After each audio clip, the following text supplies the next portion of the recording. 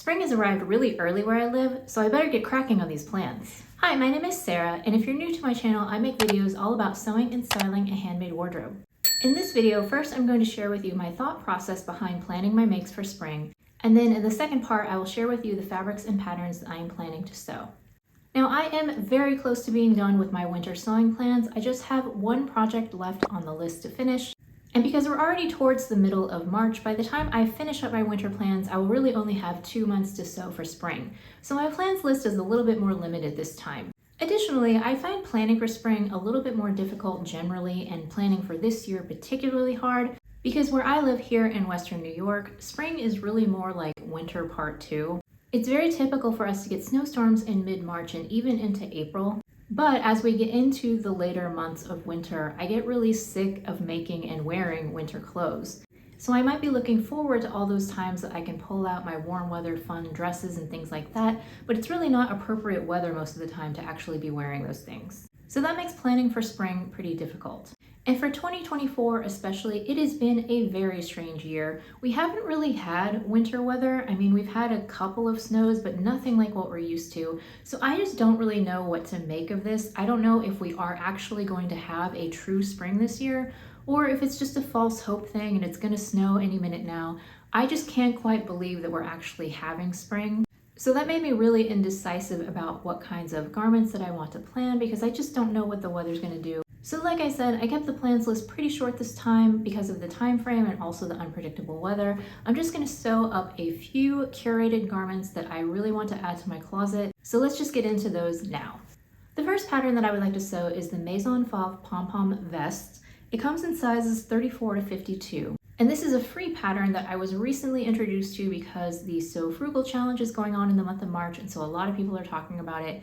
I have never sewn a tailored vest before, but I really would like to add it to my list of things to try. It just looks fun, interesting to sew with a lot of nice details. And I don't have anything like this in my closet. I have a few vests, but they're more of a casual laid back style. So I think that this one would be a really fun addition to my closet that could be versatile. I could wear it on its own as a top or wear tops underneath it. So I think it will be flexible in terms of what weather it's appropriate for. Now, I don't really know for sure if I'm going to be able to make this up for the Sew Frugal Challenge, but regardless of whether or not I get it done for the challenge, I do really want to make this one. The fabric that I've picked is an old reclaimed fabric from my stash. I had a couple yards of linen from the fabrics store that I had purchased, and I had made it into an elastic waist skirt, and I made basically the most simple skirt that you can possibly make. I had just cut the skirt into 2 rectangles, and then I added some pockets here, and I added elastic at the waist, and then I hemmed it. But the issue with the skirt is that I just didn't like it. I don't really like those boxy rectangular skirts because I have a very straight up and down figure, so I really need more waist definition in order to make me not look boxy. And I just didn't like the way that this skirt looked on me. So eventually I did take it apart and take out the elastic. I actually still left the hems and the pockets on, but I have 2 of these pieces and I have plenty of fabric, I think, in order to make the vest. I will have to dig up some lining fabric for my stash, and I haven't chosen that yet, but I don't think I'll have any problems finding something that will work. The reason why I kept this fabric is because it's been washed and worn several times, and so it has a really, really beautiful, nice drape to it. And I really wanted to make it into something that I would actually enjoy wearing. If I don't end up having enough fabric in these leftover skirt pieces to make the vest, then I'll probably just choose a different fabric. But if I can, I would really like to reclaim this fabric, make it into something that I will actually wear and love. My second plan for spring is the Itch to Stitch Mila shirt. This one comes in sizes 00 to 20, and it does have cup sizes. It's a popover placket style shirt, and it has the little tabs so you can roll up the sleeves. I did receive this pattern for free. I can't remember if it was from a giveaway or maybe I won a challenge, and I don't want to falsely say the wrong information, but I do know that I didn't pay for the pattern, that it was gifted to me. So I've been wanting to make this pattern for a while. I do really like popover shirts, and I don't currently have any in my wardrobe right now, but I have worn shirts like that in the past and really liked them. So the fabric that I've chosen for this one is this cotton poplin. It's a pink plaid that I got from Fabric Mart a couple of years ago. It's pretty lightweight and it has a nice drape. I think that it will make a nice blouse for springtime. And because I tend to make so many garments in neutrals and solid colors, I thought having this little touch of pink plaid would be something a little bit different, but also not too crazy that it would still go with a lot of things in my wardrobe. Now, I haven't made too many itch to stitch patterns before, but the ones that I've tried, they've actually fit me pretty well. This pattern does come with cup sizes and it does include an A cup, so I'm looking forward to being able to sew this without having to do a small bust adjustment. I'll probably still have to make a few other adjustments, and I think probably the most difficult thing about this particular make is going to be matching the plaids. But I've done that a couple of times before. I kind of have to be in the right mood to do plaid matching, but if I am in the mood, I'm usually able to get through it pretty successfully, I think, and so I'm excited about this make. And it's another one that I think will be nice for spring, but I could also wear it extending into the summer because the fabric is so lightweight. Number 3 on my spring plans list is the I Am Sunshine Jeans. This is a remake. It comes in sizes 34 to 52.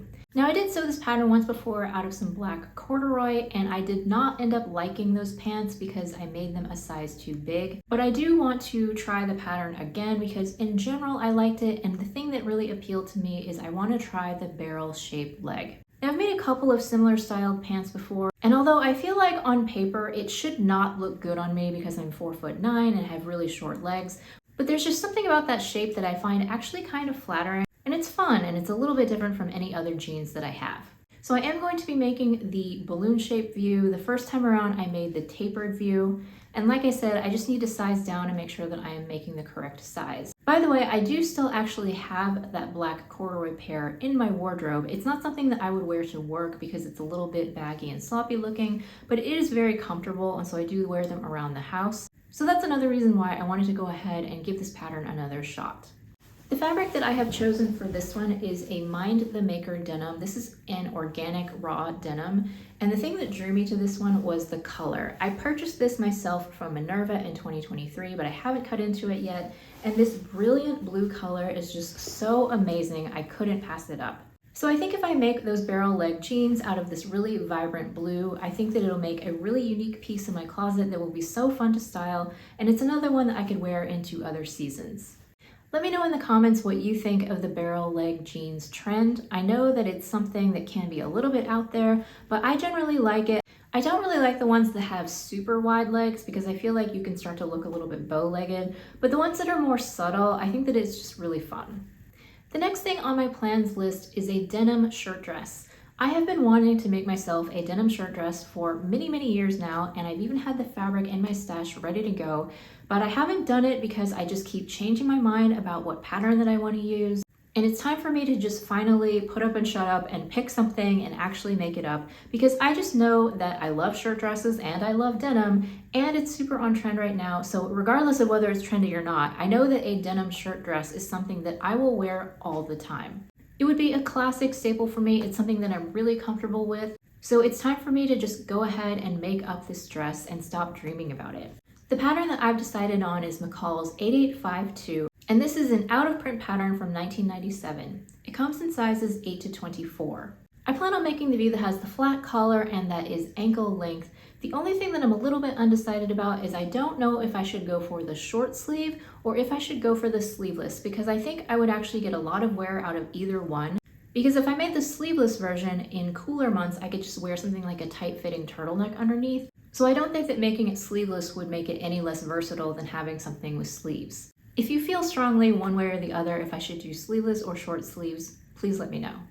The fabric that I have for this one is a lyocell denim that I got from Joann Fabrics a few years ago. It's in this mid-wash, leaning towards darker wash, and it has a lot of fluid drape. I haven't decided yet if I'm going to do contrasting top stitching, although I do think that that detail could be really fun. I don't know if I want to just sew the dress and let the fabric stand on its own, or if I really want to lean into those denim details. It's something that I'll decide later on when I'm actually ready to make the dress. So those are my 4 plans for spring. I'm hoping to get all of these things finished up by the end of May. I don't have a ton of time to sew anymore, so keeping the list really small and controlled I think is the best approach for me. And I do really enjoy these seasonal plans. It's a really good way for me to stay on track and not get distracted and end up making things that I never wear. So I hope the weather stays warm and we will have a true spring, and I'll be able to enjoy these makes before the weather gets too hot. Thank you so much for watching, and if you enjoyed this video, watch this one next.